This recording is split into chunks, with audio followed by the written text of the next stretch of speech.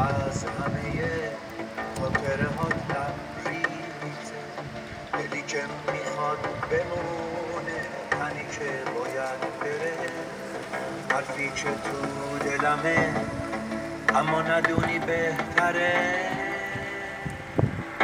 بی خیال حرفایی که تو دلم جا مونده، بی خیال قلبی که این همه تنها مونده.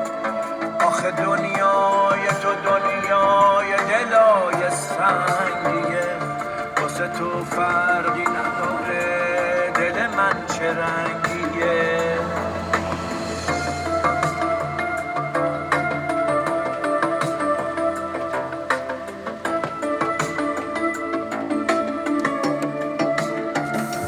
مثل تنهایی میمونه با تو هم سفر شدن، توی شهر عاشقی بی خودی در بدر شدن.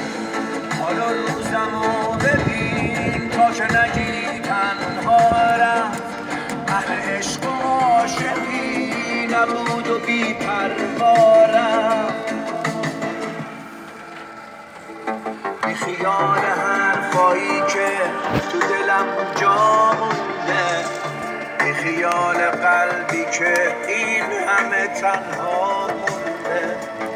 آخه دنیای تو دنیای دلای سنگیه، واسه تو فرقی نداره دل من چه رنگیه.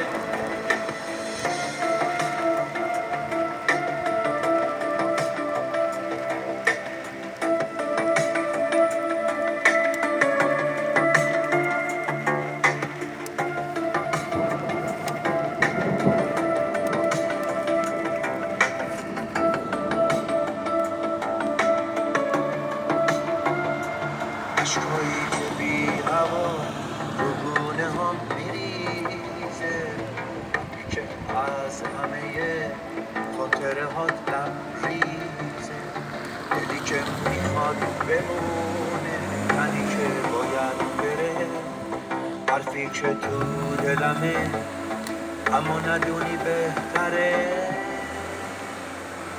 بی خیال حرفایی که تو دلم جا مونده، بی خیال قلبی که این همه تنها مونده.